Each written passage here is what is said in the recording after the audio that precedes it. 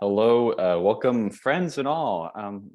Good evening, and thank you so much for tuning in today. My name is Spencer Ruckty. I am the author events manager here at Third Place Books in Seattle, Washington. I'm very pleased to welcome you to this event with Mark de Silva and Greg Gerke. This is a really exciting conversation we have for you tonight about Mark's new novel, The Logos. First of all, I want to invite you to use the chat window at the bottom of your screen. Say hello, tell us where you're calling in from.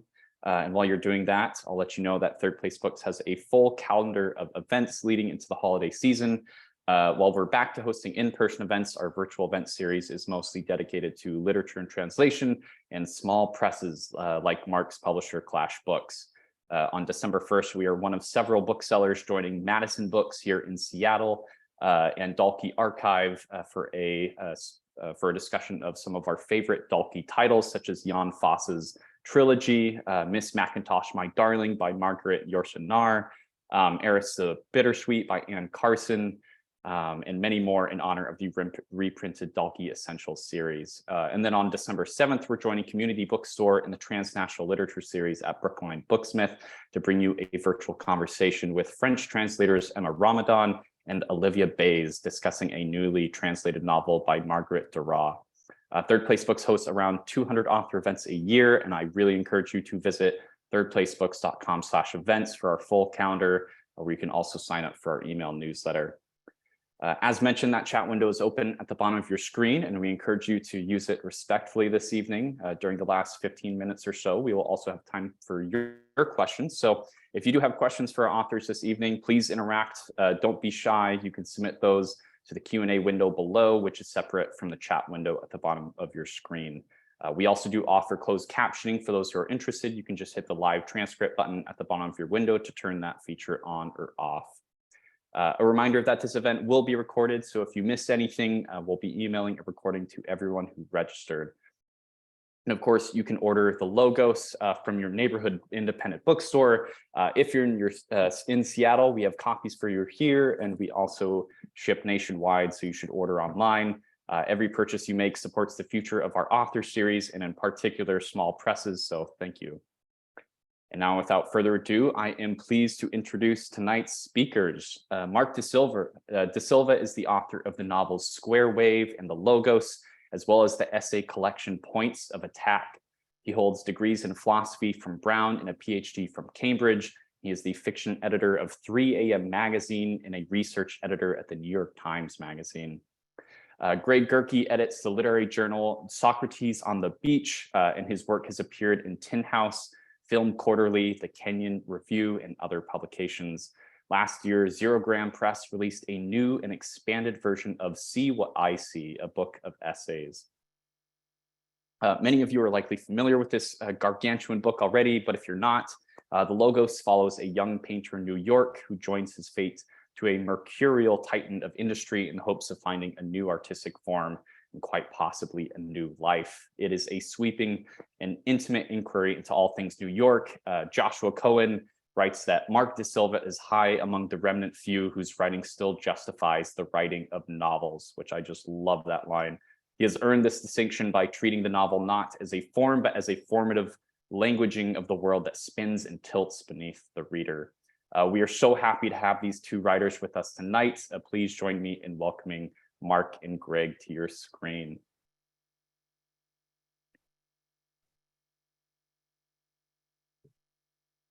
Hello. Thank you, Spencer and Third Place. Hi, Mark. Hi, how are you, Greg? Good. How are you? Very good to be So let's just dive into The Logos, which is the book of the year, novel of the year for me here in America. So I feel it's like, here's a book we've been waiting for. All those articles about the death of the novel and novels not being striving enough and taking a bunch of chances. And then I wonder, do these people ever read small presses or foreign books? Well, now we have The Logos, and we're still waiting for a major publication to deal with it. There's been a couple reviews. And the novel is roughly about our time, the 2010s. I would say it covers. And our generation really grows up, like mine and yours, people born from the mid 70s to the mid 80s. We really grow up in the 2010s. We enter the 40s and 50 is in the distance. And what I came away with when I read your novel is it reflected the invidiousness of living in this time, 2010s up till now, in the manner we engage the world, where there's so much has become digital, even human relations. And money and power has really ramped up its evilness, and it goes beyond anything we've ever seen because of the income gap. And also where the screen, has taken on primacy more than anything. And, more and more people prefer the screen to live flesh. I think this is the key question of our time.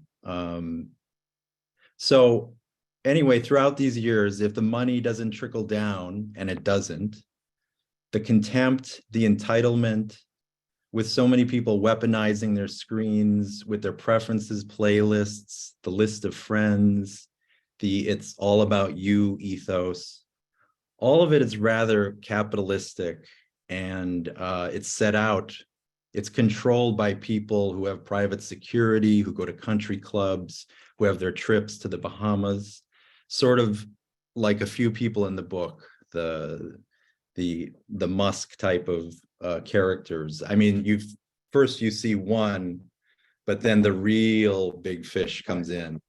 The first guy is only, collects art, but the other person collects people. So this, but I thought, reading it and just thinking about things, we're all really living in this baleful way, though it's kind of more doleful in a certain sense. But this is the tone of the time. And what I mean is that people, regardless of class and financial position, are raring to take offense. And I'm not talking about social justice. I'm just talking about like common decency. Like you hear more and more stories. I've heard them walking up this long subway steps, a pregnant woman, and behind her is a guy hemming and hawing. And he's like, come on. And she turns around and shows she's 9 months pregnant. She goes, I'm sorry. And he's like, get over yourself. So it's more and more these stories. But to get to the book, this is refracted in the world that you present. And I think of that, the opening line of Naipaul from Bend in the River, the world is what it is. Men who are nothing, who allow themselves to become nothing, have no place in it. And one can begin to disagree a little with this now, with how counterfeiters and hoaxmeisters are beginning to rule things.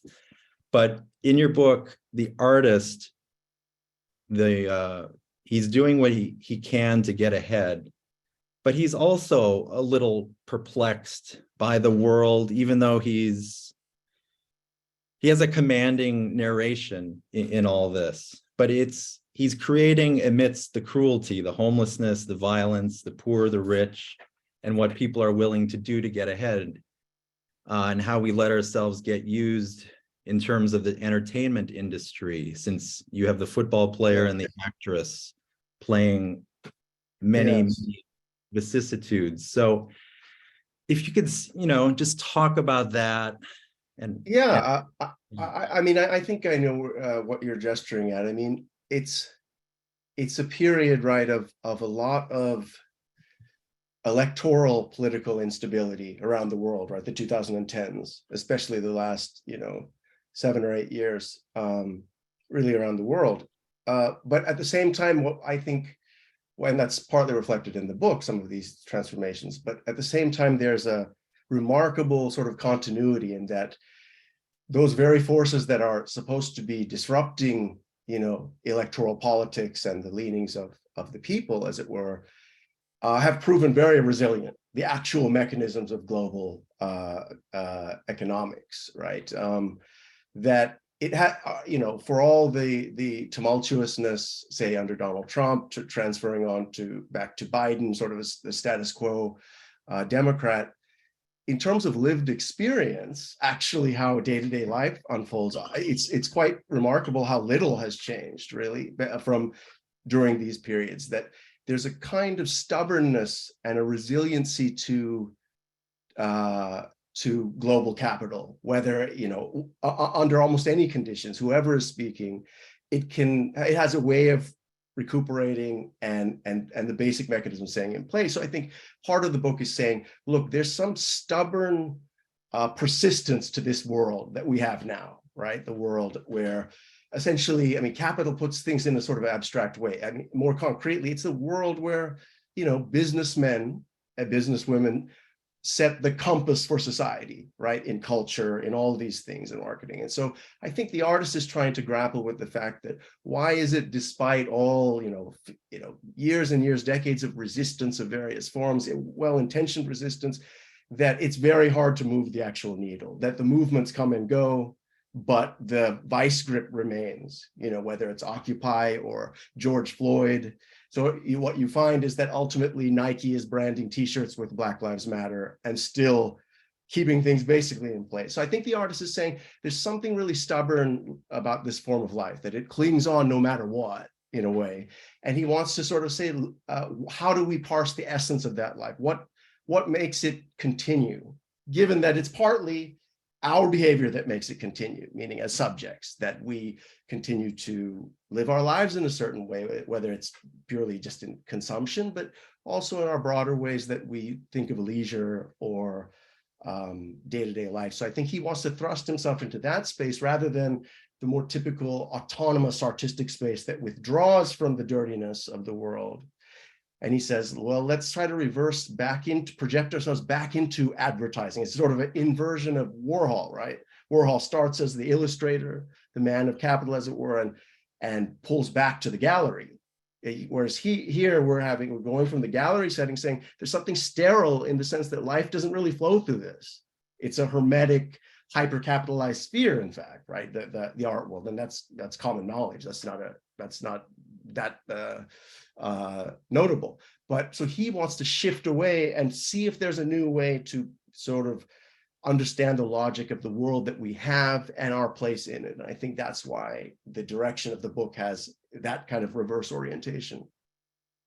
And he just happens to have the Musk type of billionaire come at the right moment.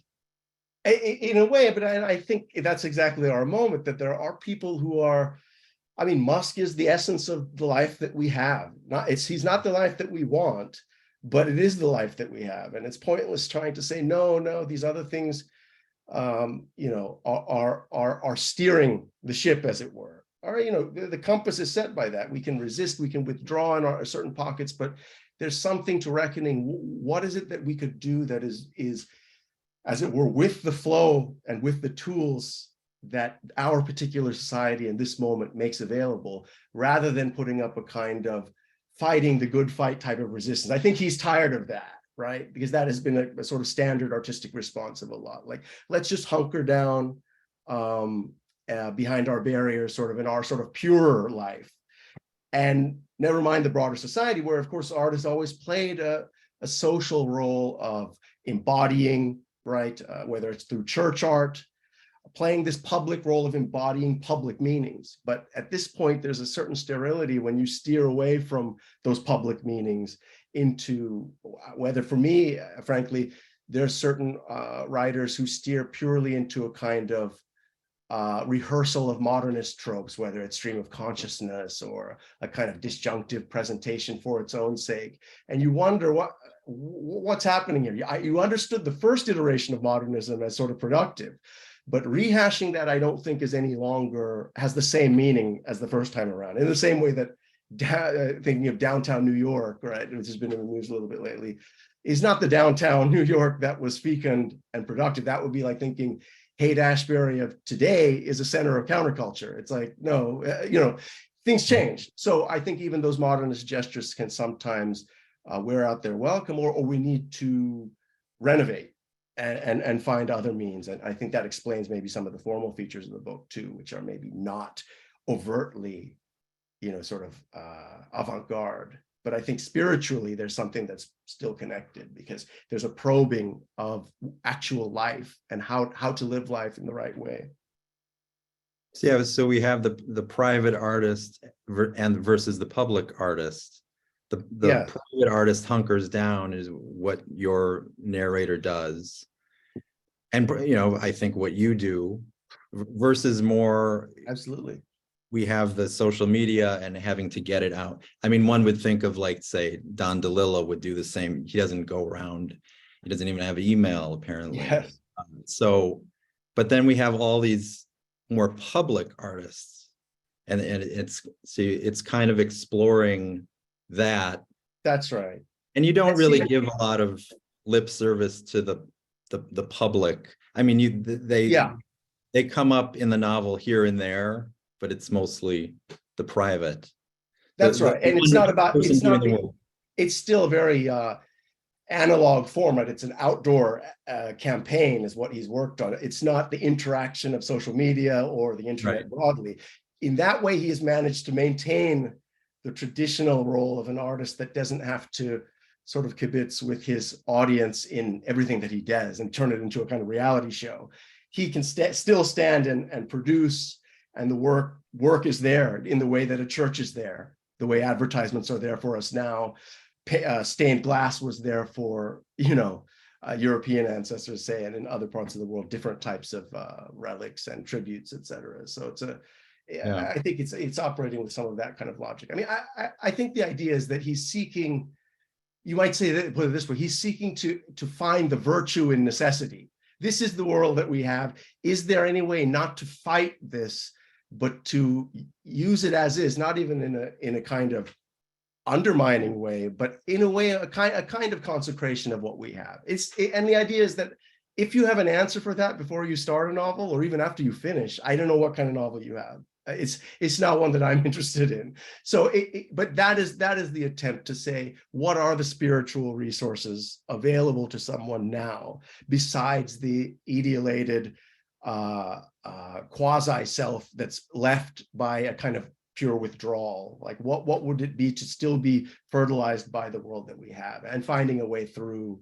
that without winking and without being ironic and jokey about it, not in a Kunzi sort of way or a Warholian way. Yeah. Okay. Well, let's stay on the narrator. The question of this, he's been branded unlikable. That's come up in a few reviews of the book now. I wouldn't say that's off. I mean, he's not. I mean, partly for just the things I was talking about, that he wants to see what can be done, and seeing how these are our meanings. That's off-putting. It's in itself, the substance of what he wants to convey, or even the problem he's attempting to formulate, can be, there's a visceral reaction. There's a reason why most artists don't do that, right? It is on the surface kind of distasteful, and like, how are you going to make a virtue out of necessity? I mean, how can that be the right response here? So yeah, I agree. There is something unlikable. Right. But in doing this, you've kind of like, boom, because this is the question of the unlikable narrator. It's more, I wondered myself, why is this coming up in reviews? It's a question more redolent of agents and boutique publishers, by which I mean the big five, almost. And, many people have challenged the reader with such narrators. Celine, some of Naipaul's narrators, especially in Enigma of Arrival, where he's constantly boiling people down into a compote of their main detriments. And certainly one we both know, William Gass's The Tunnel, with Kohler, the probable Nazi sympathizer, living a life of hate as a history professor. And when Gass was asked about that, he said, you have to praise even the most awful things, try to render them as eloquently, clearly as you're capable of doing. The whole world has to be perceived and saved and redeemed. So, we're in this moment where the market cannot bear in two senses to let a narrator like this loose on the reader, especially in the age of sensitivity readers. But how can we learn about life with art that is too didactic? And I mean that we learn not by only the parabolic, but by the regard of the sentences, what they don't say, so that the reader will do the work for herself and come into a more fruitful understanding or sensation or whatever you want to call it. So this question, the unlikable narrator, and I have to take it a little personally because someone just rejected a piece of mine primarily because of that. This question is never a question for me. I'm always looking at the sentences, but but a cloying nature of having a sympathetic narrator is just that. And I distrust the writer because they're diluting the stream of the whole enterprise. Yeah. So I mean, I guess I'm kind of like looking for your view of why you did this and how does it fit in our moment, and what do you think of all this moment? I mean, I think, yeah, there is a type of narrator that's fundamentally sort of companionable, right? He's good company. It's almost a kind of camaraderie. And there are times when you read, but maybe that's what you're really seeking. You're seeking like-mindedness. If anything, you're seeking to be recognized by the text, that, hey, we share a basic outlook on events, and let me tell you a story within that moral framework, as it were, so that our reactions are to the events so narrated will be not necessarily identical, but fundamentally on the same plane. But I think of the one way in which narrators are unlikable is often it's a type of unreliability, right? It's an unreliability not about what took place necessarily, what events. It's not that we've been deceived or our narrator is deceived about that. It doesn't have to be. But it could just be that he's narrated a set of events, but his judgments, his affective responses when he sees a homeless person, say in the book, right? His way of reacting might not dovetail with our own way of reacting. Like, wow, that's an awfully cruel way to see this other person, etc. So I think that type of narrator obviously is not companionable, right? He's not your buddy in that sense. So you're not going to get that particular pleasure out of the book. On the other hand, and I think this is true in real life and in fiction, some of the most enriching exchanges that we have and the conversations we remember best are ones with people we didn't necessarily find so companionable. They aren't our friends. Frequently, your discussions with friends, if they're very like-minded, you leave with a good feeling, but you can't really remember what exactly was exchanged because there was so much agreement after all. It's like it just passes through you. But on the other hand, when you think about a person who said, can you believe that person said such and such? And you do a postmortem with your friends afterwards about this type of person, say you ran into collectively.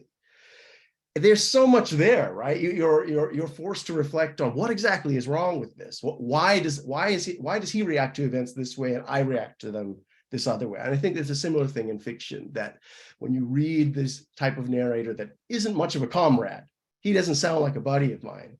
He doesn't seem to react to the world in even ways that I consider correct. Is there, first of all, what do I learn about what's wrong with him? And how does that say something about what my positive values are? And then secondarily, which I think part of the value or part of my aim in the Logos is not merely to put up a person for witness and say, look, here are the reasons we should condemn this man, but rather to say, what between the lines can we end up learning from even somebody where we don't like the messenger, if you know what I mean. So I think in life too, there are times where like, that guy, something's wrong with him, but he did say this curious thing. And in a way, that resonated in a funny way. So I do think the unlikable narrator, whether it's like, as you mentioned, Celine or Nabokov, even Bret Easton Ellis, right, to some extent, right, with American Psycho, there's something that they give us that other narrators don't, which is an ability to say, well, what is this telling us about ourselves, and what is this person maybe seeing rightly that I have been blinding myself to, that I don't even like the fact that I relate in this way. So, but of course, there are other times you're looking for companionship, and I would say this: I do think you can have a sort of that kind of sympathetic narrator that you can still learn, like say Ishmael from, Melville. He's not unlikable. He's eccentric, so he's different. I would say he's likable enough, but he's not relatable, right? That's a different distinction, kind of. And I think you can have those. So I think there's a whole range, but I think there's something special about the distinctively unlikable narrator, where you're actually learning about moral sensibility, reactions to events, etc., and getting some distance from yourself by seeing that, rather when you spend time amongst a narrator that basically is with you, say Middlemarch, you look at way Eliot narrates that, that's not exactly what you'd be learning. You'd be learning other things from Middlemarch, which are plenty, but not that. Yeah. Kind of tying into that, the question of length of the book. But also the question of staying with something, with just saturating oneself in one thing, that seems so at odds with our time. We see a lot of people, they try to read many books in a year, and that's great. And just, when I read the Logos earlier in the year, I was in it, I don't know, a couple months. So I was just wondering, what about deep reading? Why has deep reading kind of fallen away? And I connected it with how, we've been engaging with things for a while. Like you'll take survey courses in college, where one reads these particular Shakespeare sonnets and these 2 poems by Yeats, and this Hemingway short story and barn burning.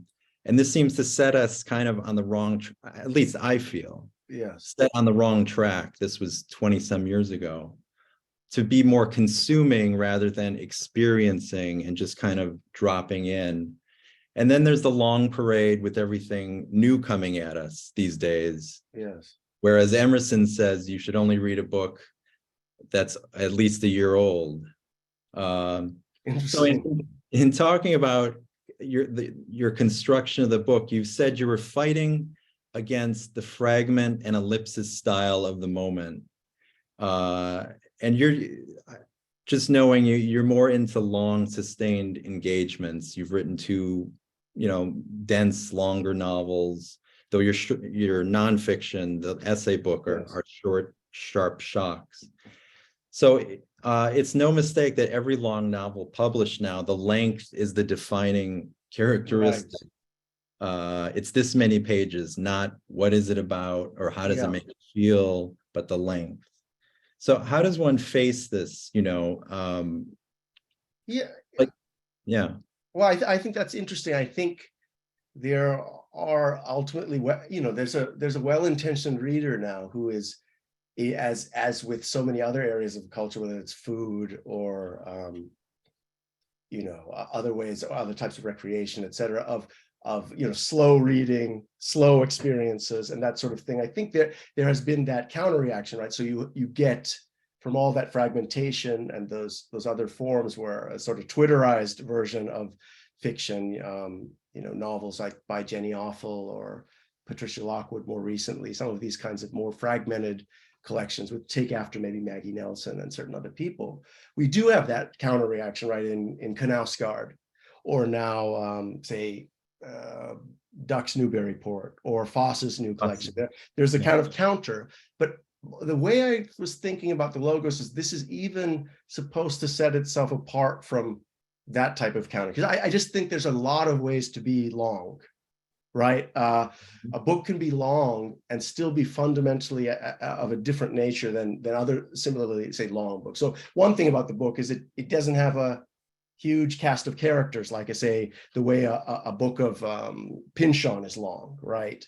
There isn't a huge cast of characters. There's also isn't a bunch of different formal devices sort of thrown together. It doesn't have that kitchen sink feel like maybe John Barth or something, Sotweed Factor, where that you have a juxtaposition of many forms. Instead, there's a lot of continuity, and as you say, and a deep read that has a kind of continuousness. It doesn't have a digressive quality, really. I don't see it as a sprawling book that goes here, it goes there. It continues one continuous kind of expansion, and that was kind of a goal. What type of concentration could you find for somebody today? Because the more hyperventilated kind of in the vein of Pynchon is itself a kind of sustained distraction, if you know what I mean. I mean, it's still a very jumpy kind of consciousness, you know, and people after that would say David Foster Wallace has that kind of jumpiness. And I was trying to recreate something that is more singular and straight ahead and meditative, but without, I would say finally, without going the route of the sort of Beckettian writers that like Foss, right? If Foss's book, Septology, is very long, but it's also extremely, the resources are purposefully very limited, right? He only puts a few elements in play and wants to go over and over these elements in various permutations. Murnane does that in some of his works too, take a small number of elements and go through them in different ways. Or even the other novel I mentioned, Ducks Newburyport. It's long, but there isn't, you know, you wouldn't say there's a whole ton going on or tons of different concepts interacting. What I wanted to do was say, can we go long? Can we go sustained? But also go really quite dense, right? And so the Logos it is not repetitive like that. It doesn't draw from Beckett. It goes continuously, one long directed meditation that keeps developing, keeps scooping in new concepts, and tries to build a kind of cathedral that way without swerving, without that kind of distraction. So I do think, you know, there is a type of consciousness on offer in the book that is a little bit distinctive from certain other, even long books, you know. And that was kind of a maybe, at least as I got going, it became a goal, let's say. It wasn't a goal, I wouldn't say I started it that way, but it became like to open up a space of rich, complex, but in some way linear thinking. Like it is developing, it's closely dovetailed with plot in this book in a way that a lot of books aren't. They're kind of more plotless or very little plot. This book, I would say, has a lot of plot, you know. So those are some of my feelings, I think, on that. Yeah, I mean, the book seemed for me to, I would assume, like you say, in the composition, you found the book in the composition made the book. For sure. It just kind of rose up.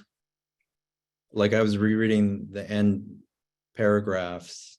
It just kind of, when you're cooking, I think people, they see this in a very weird light. They think things are conscious and that this is this. I think when you sink into it, you're talking about things and they just come out like electric.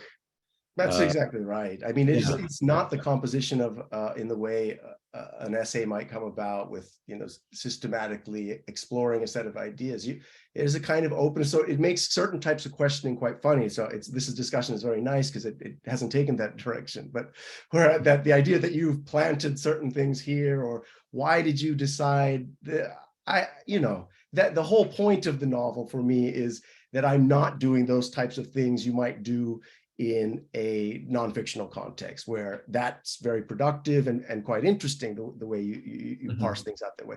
Nonfiction is a kind of opening, or sorry, fiction is a kind of opening to a space in which you let thought gather a certain critical mass, I think. So compositionally, yes, I've gone through the book many, many times, but in each time I'm trying not to think too specifically, because that has a tendency to become kind of wooden, I find. I mean, that in my experiments with writing, that is so.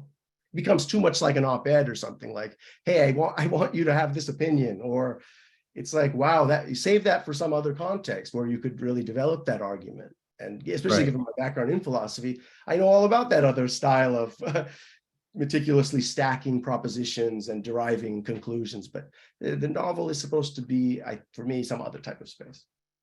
Yeah, and it seems to be upending expectations based on the few reviews, Yes.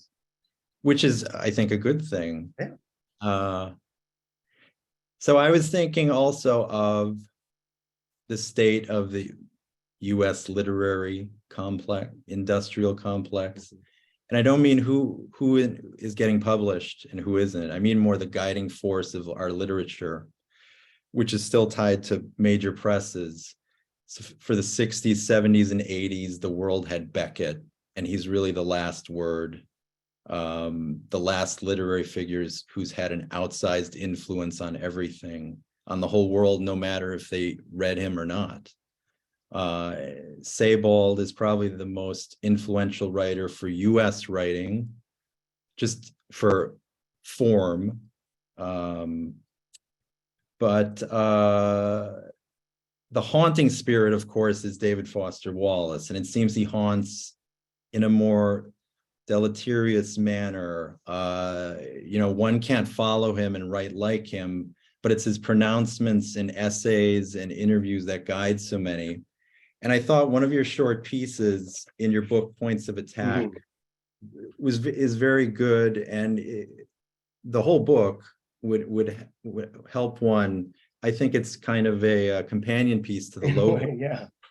And I'll read a little from your piece on him. You say he was captive to the culture. So many others could come to understand their own condition through reflecting on his work, which was more an expression or symptom of the culture than a representation of it. He could resolve details many of his generation could not quite bring into focus, and that made him a useful guide for all those caught in the phenomenological wake of Gen X malaise. But then, you kind of step back and say, what his works don't do is explore unfamiliar ways of feeling about the world and new frames of reference for grasping it. And the formal novelty of his work, the sensibility conveyed, is pervasive among his demographic, young, learned liberals finding their place in an alienated world. But whereas you say Coetzee, Sebald, Naipaul, etc., they offer a reorientation toward life that an artist or intellectual can, genuinely shift the direction of our attention. So on that, you aren't interested in questions of finding one's place in your fiction, in your writing. You're more after, I think, this reorientation of the imagination in ways to view the world. And perhaps that's why the reviews are kind of so out of step. I think so. The book. I feel that, it goes back to the companionable narrator or authorial point of view. I think a lot of readers are going to novelists in order to clarify their own experience or vindicate their experience in some way, their concerns, their worries, their fears, their motives, their desires, etc. So it's almost like they help you parse your own sort of experience of life. And so another way of putting that is, it's almost like what's on the tip of your tongue is what they could finally find words for. And so you're grateful to them in the sense that I wasn't quite articulate enough to say that, but that's exactly what I was feeling. My feelings are essentially like that. And you've given me the words. And that's obviously one thing literature can do for people. Give them the words that they can't find for how they already feel about the world, because it's much like the author feels about it. And again, I'm sort of interested in books that maybe offer you, because I feel I like to parse my own phenomenology. I'm good. Like, I don't need that much help. I feel like I can do it mostly. So I'm not really seeking in literature help understanding how I feel, like, or finding the words for it. I'm actually looking for new feelings, new orientations towards the world. How could one feel about the self-same facts? I know I feel this way, and I've got the words for it, so I'm not looking for help. But how could you help me feel a different way about this world, et cetera? So I think people like Naipaul, right? Famously, his work received such a violent reaction because he's offering a whole different sensibility for thinking about the relationship between the colonizer and colonized, for instance, as one of his central dynamics, right? And that's quite disturbing when you first confront it, I think. And then over time, I think part of what he had pointed out over his career has become part of our collective wisdom. We have incorporated the idea that there are ways in which, say, the colonized can play a role in their own subjugation, that they can play a role in the troubles and in keeping them persistent and not finding the right way out, et cetera, things like that. Whereas at the time, it would seem like, well, how is he, pointing the finger in this way? It was troubling.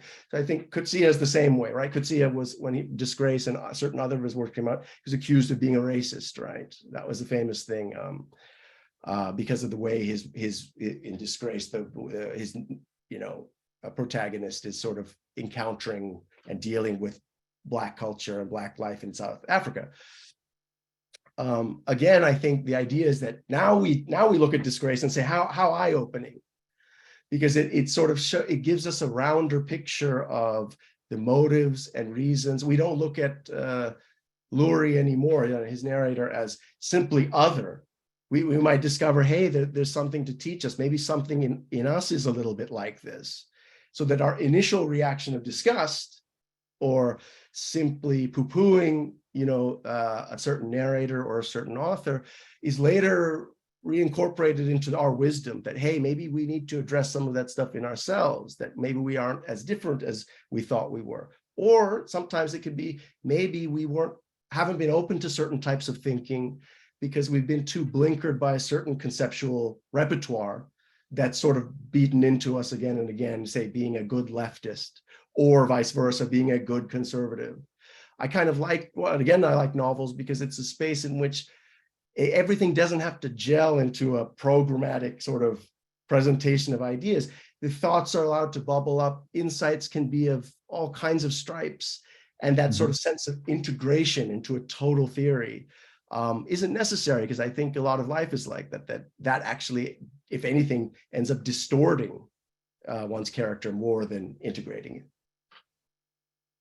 Yeah.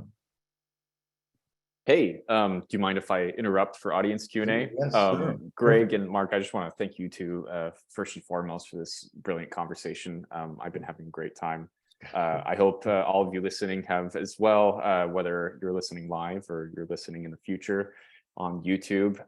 We have a few questions lined up for audience Q&A. Again, if you have questions for either of our speakers this evening, please do submit those. Don't be shy, and I will read them off aloud. So we have our first question, who comes from Alexander. He says, I agree with both of you about the generative nature of disagreement and about the value of being faced with non-companionable voices. But how do you think we should go about choosing the type of disagreeable voice? And then he continues, how much did you think about, or Mark, how much did you think about trying to make the reader see complicity or sameness of experience with an unlike narrator? That's very good. I would say it's less that I'm thinking about what a reader might take from it or seeing him as complicit, but rather one uses oneself as the original benchmark, I think, in writing.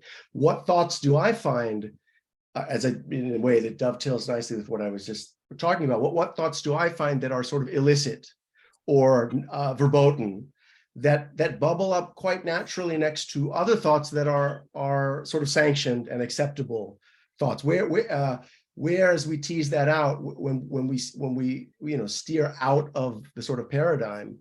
Occasionally what that's telling you is that something's wrong with your paradigm. Maybe your theory is too limited, and that it's the illicit thought, that is actually a guiding light to maybe a new theory, a revised one, a better one. So I think one seeks that disagreeable sort of content by I think using yourself as the test. Where do you find yourself tempted by a thought that maybe is illicit in some way, or rejected by the broader society in a certain way, and where does that take you? What kind of springboard is that? It's not about endorsement or rejection, but entertainment of the thought itself. Interesting. Yeah, great. We have another question from see George, who wants to know why the book is called The Logos. I guess for two reasons. One, the book concerns graphic design. And so it concerns the construction of an ad campaign that turns out to be, in the end, logo-less. But the very idea of a branding and how products are sort of linked in the human mind and remembered is something debated. So logos in that sense, the cover is chock full of them. But it is also the logos in the sense of the essence, right?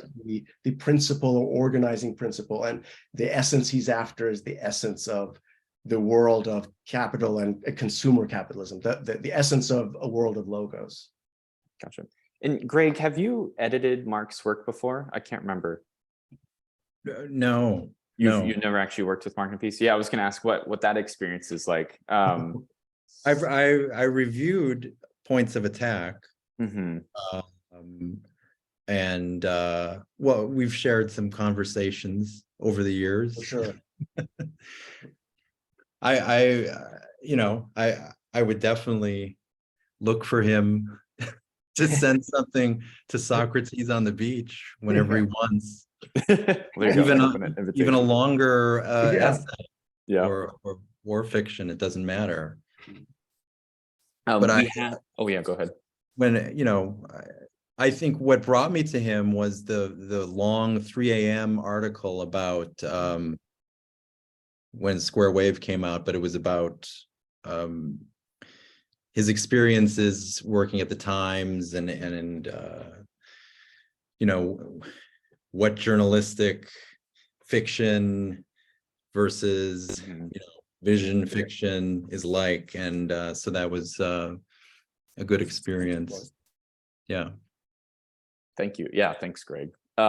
We have a question from Matthew Spencer, who I'm going to shout him out real quick. He is a translator here in Seattle from the German. He recently published a collection of Heinrich von Kleist's anecdotes with sublunary editions, another wonderful small press that is based here in Seattle that publishes, I think, exclusively literature and translation. Anyways, Matthew asks, he said, Mark, you touched on having a single narrator avoiding a large cast of characters in multiple viewpoints. And I found that aspect of Logos fascinating. Could you elaborate on your decision behind that? Well, yeah, I just thought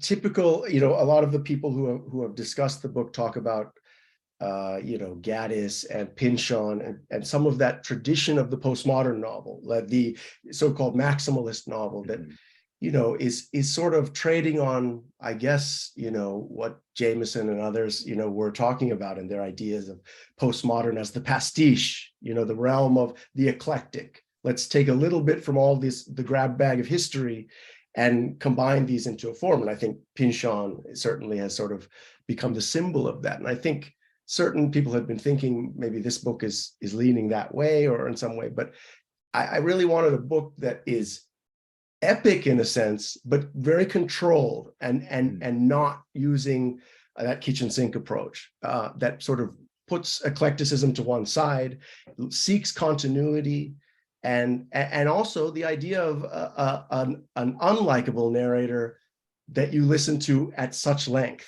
which I thought would be interesting. Whereas most of these first-person narrators that we have for very long fiction, whether it's Proust or Knausgaard, tend to be guys we feel in some way comrades with, right? We can understand their point of view. But I was sort of interested in saying, what do we do with the narrator that you're with on a very long journey? Yeah. That you have these fundamental troubles with? What can you still learn along the way? What do you find? Yeah. Interesting. Now, both of you are editors, Greg for the wonderful literary publication Socrates on the Beach, and Mark is a fiction editor for 3M magazine. I was wondering if both of you could talk about maybe trends you're seeing right now, like interesting trends with, whether or not you're publishing these pieces or not, but of, what's coming across your desk, so to speak. Greg, I think. Well, I think I'm getting what I wanted initially, which was kind of long form work that cannot find a good place to get published, like long digressive or lyrical essays on a medley of things. There was one in the last issue about, it started with the drink, the Alexander, someone drinking it in the early 20th century, and then it branches off into New York history around Ithaca and the Indians, and then the present day where these rail trail becomes a bike trail. Seth Murtaugh was the writer of this. So I'm starting to get more of those, and I'm really liking that experience of these long, deep dives. And there's going to be another one into the work of August Kleinzahler, the poet, in the next issue. So I'm starting to get that and really liking them. And for me, I think at 3 a.m. I've kept the sort of call very broad. So I don't know if there's a super characteristic type of thing. One thing I admire about Socrates on the Beach, there's a unity from the editorial vision that comes through that's really beautiful. To be honest, I have not exercised that at 3 a.m. I've taken a more laissez-faire. Let's see what comes over the transom. Let's see what I select. And I kind of have left it kind of like, if I like it, even if it has nothing to do with my theories of literature, whatever, sure. And just to keep it sort of open. And I think it's harder to speak about what it all means together, but I don't mind that. It's another way of doing things. Yeah. Let's see. And then we have a question from Ruben, who says, I was wondering if you could comment a little on the nature of ekphrasis in the novel, especially in how it interplays with the general theme of logocentrism and language. Yeah, well, I think that type of work has always been dear to me. The type of work that scrutinizes whether the practice of art itself, or in my previous book there was art, but there was also the practice of history. These kinds of books that take as their subject matter the mind itself and its various forms of inquiry, artistic, intellectual, etc. So, and as far as the logocentrism, that's interesting. I mean, I think there is a search for pattern, and there is a search, that's very extended, the meditation, but absolutely there's a search for a certain kind of distillation and coherence that might be encountered in the world and transformed into words, ideas, propositions. I don't know, to what extent that emerges at the end of the book, but I do think that drive, some of those things, are animating forces of the book. That is all. Those are all the questions that we have lined up. Greg and Mark, do either of you have any final words before we head out for the night? Mark? Oh, mostly just how much I've enjoyed this. Spencer, thanks for organizing this, and Greg, I depend on you to have thoughtful responses, and you totally came through. So thanks a lot. Thank you very much, Mark. I'm glad I could do something, come up with something, because it's a wonderful read. My experience was slow beginning, but very in depth, and then the last 500 pages are like a page turner. It's really amazing. Even though you say, it's not so heavily plotted, I think that the plates are spinning and they just kind of rise up in the frame like my hands. Yes. And then you have to pay attention to them because so much depends on them. So it's a great wild ride. Yeah, thank you so much, Greg, and thank you so much, Mark. And this is a reminder to everyone watching, before you shut off your computer tonight, do go and get your copy of the Logos. We have a number in stock up here at our Lake Forest Park store, where I'm calling you from. And we also ship nationwide, so get your hands on that. Thank you so much, Mark. Thank you so much, Greg. And to everyone watching, have a wonderful evening and please be well.